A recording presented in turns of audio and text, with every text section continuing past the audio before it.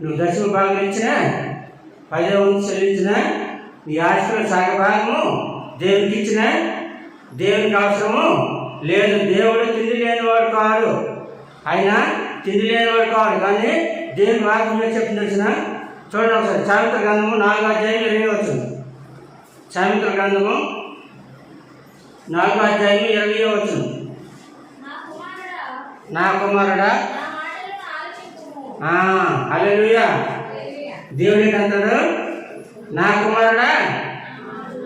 ఇవన్నీ తర్వాత సంగతి, తర్వాత విషయము ఏంటి ఇష్టం అనేది అది దేవుడితో మాట్లాడినప్పుడు అది నీ పని నువ్వు చేస్తావు. కానీ ముందేం చేయాలి? మనము దేవుని మాట వినాలి, దేవుని మాట వినాలి. ముఖ్యమంత్రి ఏంటంటే మాట వినడం ఎంతో గొప్ప శాస్త్రము.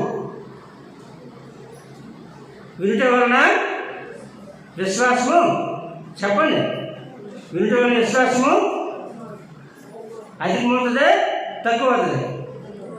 వింటుంటే విశ్వాసం ఎక్కువ అవుతుంది, జ్ఞానము పెరుగుతుంది. దేవుని వాక్యము మనకి జ్ఞానం ఇస్తుంది. దేవుని వాక్యము, దేవుని మాట మనల్ని బ్రతికిస్తుంది, భక్తితో బ్రతికిస్తుంది. దేవుని మాకు భక్తిస్తుందా? 119:50 చూడండి సరే. 119 కీర్తన 50 వచనం చూడండి. ఎంతమంది ఉన్న దగ్గర దిగారు అప్పుడు చదవలేదు. 119 కీర్తన 50 వచనం.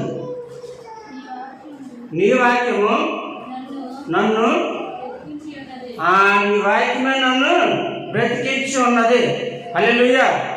మనల్ని బాగు చేసేది దేవుని వాక్యమే, మనల్ని బ్రతికించేది దేవుని వాక్యమే. చెప్తారు కదా ప్రార్థన చేసినప్పుడు, దేవా స్వస్థపరచు యెహోవాను నేను చరిస్తున్నావు తండ్రి. మనల్ని స్వస్థపరిచేవాడు ఎవరు? దేవుడే. మనల్ని బాగు చేసేవాడు దేవుడే. ఈ మాట చెప్తుంది కూడా దేవుడే. కనుక నువ్వు నా మాట వినాలి, నా మాట వినాలి. హల్లెలూయా.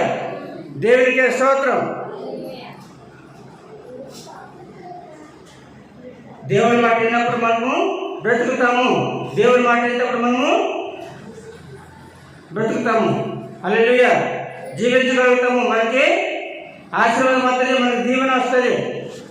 హల్లెలూయా. దేవునికి స్తోత్రం. అన్నిటికన్నా ప్రాముఖ్యమైన చెప్పము వినుట. దేవుని మాట వినడము గొప్ప భాగ్యము. వినుట వలన విశ్వాసం కలుగుతుంది. దేవుని మాట వింటే మనము స్థిరపరచబడతాము, బ్రతుకుతాము, బాగుపడతాము. ఈ లోకంలో చాలామంది మాట చెప్పిన ఉన్నారు, కానీ ఆ మాట వల్ల మనకి ఎటువంటి ప్రయోజనము ఉండదు. కానీ దేవుని మాట వింటే దేవుడు మనము స్థిరపరచబడతాము, మన జీవితంలో స్థిరపరచబడతాము, మనం బ్రతుకుతాము, మనము బాగుపడతాం. హల్లెలూయా. బాగుపడడం దాని అర్థమేంటి? బాగుపడడం దాని అర్థమేంటి? అనారోగ్యం నుండి కాదు. అనారోగ్యం దేవుడు ఎలాగా విడుదల చేస్తాడు, మనల్ని స్వస్థపరుస్తాడు.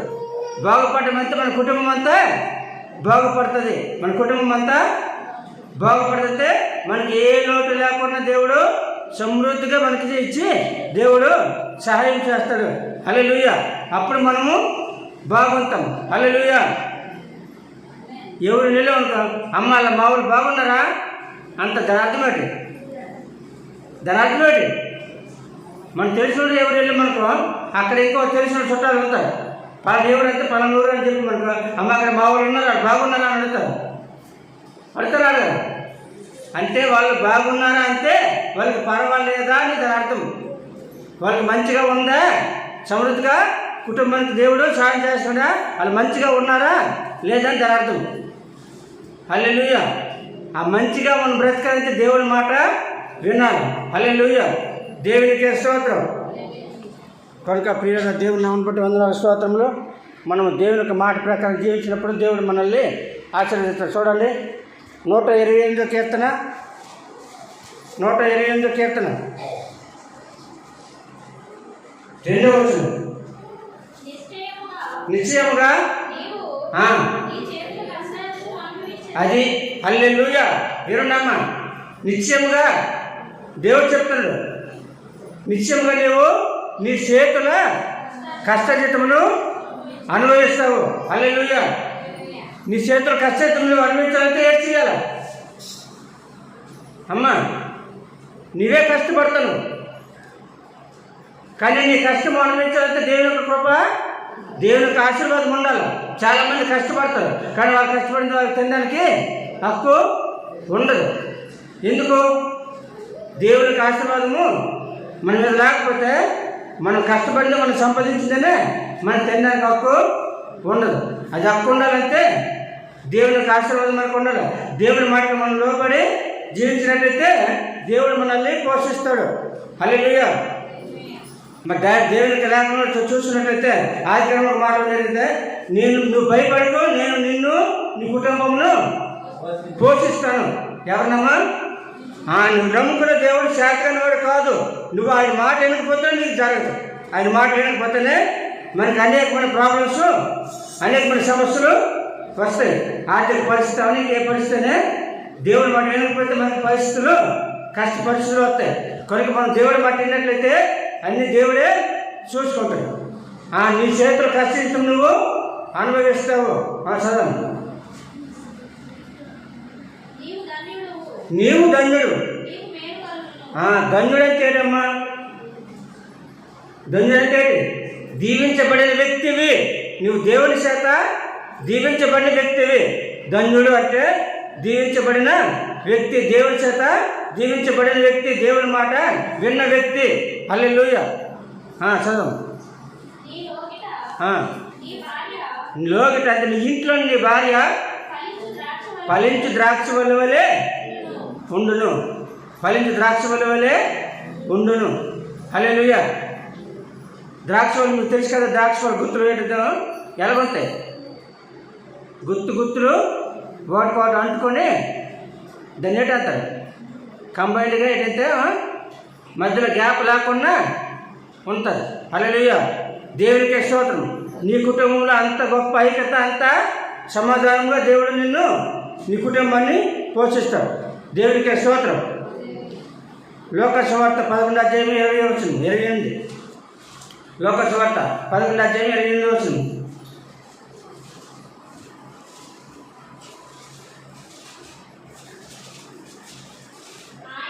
ఆయన అవును కానీ దేవుని వాక్యం విని దాన్ని గైకొనేవాడు మరి ధన్యులని. ఎవరి మాట? దేవుని వాక్యం విని దాన్ని గైకొనంటే తెలుసుకోవాలి. దాని అర్థమేటో అర్థమవకపోతే తెలిసి అడిగి తెలుసుకుని దాని ప్రకారంగా నడుచుకోవడానికి మనము ప్రయత్నం చేయాలి. అప్పుడు మనము ధన్యులు అవపడతాం, ధన్యులుగా మనము దీవించబడతాము. ధన్యులని మనకి బీట వస్తుంది. దేవుని నమ్ముకున్నట్లయితే, దేవుని ఆశీర్వాదం లేకపోతే ధన్యులని పిలవబడరు. ధన్యులు అంటే దేవుని మాట విన్నవారు, దేవుని వాక్యానికి లోబడిన వారు దీవించబడతారు. వాళ్ళు ధన్యులు. హల్లెలూయా. దేవునికి స్తోత్రం. చూడండి 119, 105. నీ వాక్యం నా పాదములకు దీపమును, నా త్రోవకు వెలుగునై ఉన్నది. మత్తయి. హల్లెలూయా. నీ వాక్యము నా పాదములకు దీపమును, నా త్రోవకు వెలుగై ఉన్నది. హల్లెలూయా. మనం కుడికైనా ఎడమకైనా తొట్టిల్లకుండా ఉండాలంటే దేవుని వాక్యం మనకి, మనం ఎటువంటి కష్ట పరిస్థితులు ఉన్నాయి, ఎటువంటి అంధకార శక్తులు మనకి చుట్టూ ఆవరించిన దేవునికి వాక్యం నీలో ఉంటే ఆ వాక్యము నువ్వు వెళ్తున్నటువంటి గమ్యానికి వెలుగై నడిపిస్తుంది. చీకటి దేవుని వాక్యం నీకు వెలుగయ్యి నీ జీవితానికి వెలుగునిచ్చి నడిపిస్తుంది. నీ పాదములకు దీపము. హల్లెలూయా. మనకి వెలుగు కావాలి ఎక్కడ చేస్తాం మనకు తెలుస్తుందా? ఆ కింద ముళ్ళు ఉంటుందో, రాయి ఉంటుందో, ఏంటంటే మనకు తెలియదు. కాబట్టి వెలుగుంటే మనం చూసుకొని దాన్ని తప్పించబడతాం. కాబట్టి నువ్వు అంధకారంలో వెళ్ళినప్పుడు కూడా దేవుని వాక్యం నీలో ఉంటే దేవుడు నీకు గొప్ప వెలుగుని ఇస్తాడు. నీ జీవితంలో గొప్ప వెలుగుని ప్రసాదిస్తాడు. హల్లెలూయా. వెలుగున్నప్పుడు మనం చక్కగా వెలగలుగుతాం. మన జీవితం మీద మనకు గమ్యం మీద, మన గమ్యం ఏది? మన గమ్యం పరలోక రాజ్యం. హల్లెలూయా. మన గమ్యం ఏది? మనందరం కూడా సంపాదించుకోవడానికి ప్రయత్నపడేది అదే దేవుని రాజ్యం కొరకే. ఈ లోకంలోనే ఎవరు 150 సంవత్సరాలు ఉండిపోవడానికి వీలు లేదు. వంతనన్నా అవదు. అవుతుందా? దేవుని శక్తి మీద ఏంటి అదే జరుగుతుంది. మనం పాట రాసాం కదా, మట్టికి మనుషులను మార్చుచున్నావు, నరులారా రెండని సెలవిచ్చుచున్నావు. మట్టికి మనుషులను మార్చుచున్నావు, నరులారా రెండని సెలవిచ్చుచున్నావు. ఎంతో చిత్రమైనది నీ సృష్టి, ఎంతో అద్భుతమైనది నీ ఆలోచన. ఎంతో చిత్రమైనది నీ సృష్టి, ఎంతో అద్భుతమైనది నీ ఆలోచన. హల్లెలూయా. దేవుడు మట్టిని మనుషులుగా చేసి నరులారా మళ్ళీ నరతకి రెండని సెలవిస్తూ ఉన్నాడు. ఆయన సెలవిచ్చినప్పుడు మనము వెళ్ళిపోవలసిందే. అవునా కాదా? ఏటండి ఇంక మా పిల్లలకి పిల్లలే చేంజ్ చేయదు, అప్పుడే వచ్చి మరి తరగతి అవుతుందా? ఆగదు. హల్లెలూయా. దేవుడు సెలవు మేరకు మనము వెళ్ళిపోవలసిందే. కాబట్టి జీవించడానికి కాలం కూడా దేవుడికి మనము లోబడి జీవించాలి. అప్పుడు ఆయన ఎప్పుడు రమ్మంటే అప్పుడు మనము వెళ్ళిపోతే అప్పుడు పరలోకానికి మనము వారసులతో పరలోకంలో మనము నిత్య జీవం దాగిపెడితే నిత్యము అక్కడ జీవిస్తాం. నిత్యము అక్కడ మరణము లేదు, అక్కడ మరణము లేదు, అక్కడ వ్యాధులు ఉండవు, బాధలు ఉండవు, ఈ సమస్యలు ఏవి కూడా అక్కడ ఉండవు. ఉంటాయా? హల్లెలూయా. పైడమ్మ అక్కడ ఉంటాయి. అక్కడ ఒక కోత పిలుస్తారా? దేవునికి స్తోత్రం. పరలోకంలో దేవునికి సన్నిధిలో మనము దేవదూతల వల్లే నిత్యం అక్కడ ఆకలి ఉండదు, దాహం ఉండదు, యాత్ర ఉండదు, దుఃఖం ఉండదు. ఎల్లప్పుడూ సంతోషమే, ఎల్లప్పుడూ సంతోషమే. ఆ సంతోషకరమైనటువంటి ఆ పరలోక పట్టణానికి మనం వెళ్ళాలంటే ఈ లోకంలో దేవుని మాట మనము వినాలా, దేవుని మాట వినాలా. హల్లెలూయా. దేవునికి స్తోత్రం. దేవుని మాట వింటప్పుడు మనము ఆయన రాజ్యానికి మనం వారసులు అవుతాము. ఈ లోకంలో జీవించిన నాళ్ళు మంచిగా జీవించగలుగుతాము. ముఖ్యంగా ఒక మాట చెప్పండి లాస్ట్గా. ఈ లోకంలో క్రైస్తవులు కోరుకున్న మాట ఏంటంటే, బాగా దేవుని నమ్ముకున్న వాళ్ళు వాళ్ళు విశ్వాసులు అవనే, సేవకులు అవనే, సువార్తకులు అవనే, ఎవరైనా దేవా ఈ లోకంలో బ్రతికినన్నాళ్ళు మంచిగా బ్రతికి మంచి మరణం, మంచి పరలోక పిలుపు మాకు దయచేయి ప్రభు అని కోరుకుంటారు. అవును కదా? ఎవరైనా కోరుకుంటేటి మంచి బ్రతుకు కాదు, అది దేవుడు అది అలాగే ఇస్తాడు, అది నమ్ముకుంటారు. కానీ మంచి మరణాన్ని కూడా కోరుకోవాలి, అది చాలా ప్రాముఖ్యం. దేవునికి స్తోత్రం. కాబట్టి మనము బ్రతికినారు ప్రభు, నీ మాట ప్రకారం మేము జీవించి, మీ మాటకు లోబడి నీ వాక్యాన్ని జీవించి, మీ సిద్ధమైనప్పుడు మమ్మల్ని సుఖప్రాప్తమైనటువంటి పరలోక పిలుపు మాకు దయచేయి ప్రభు అని మనము ప్రార్థన చేయగా ఉండాలి. హల్లెలూయా. దేవునికి స్తోత్రం. అప్పుడు దేవుడు మనల్ని కరుణించి చక్రంగా మంచి జీవితాన్ని, మంచి పరలోక పిలుపుని దేవుడు మనకి ఇచ్చి తన రాజ్యంలో మనకి చేర్చుకుంటాడు. హల్లెలూయా. దేవునికి స్తోత్రం. ఆ లాస్ట్ మాట యోహాను సువార్త 24:6.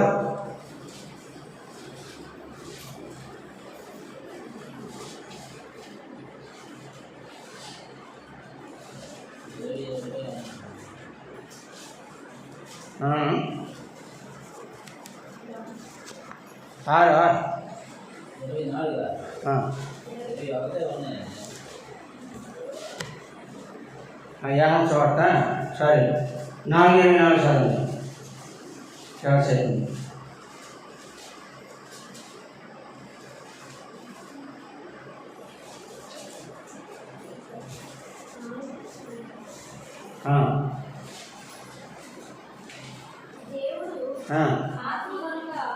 దేవుడు ఆత్మ కనుక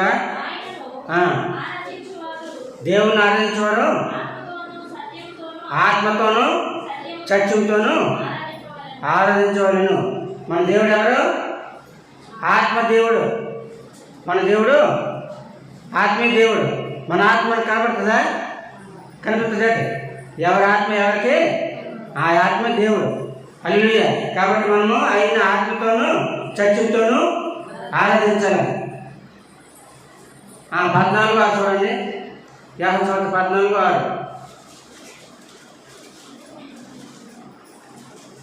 యోహాను సువార్త 14:6.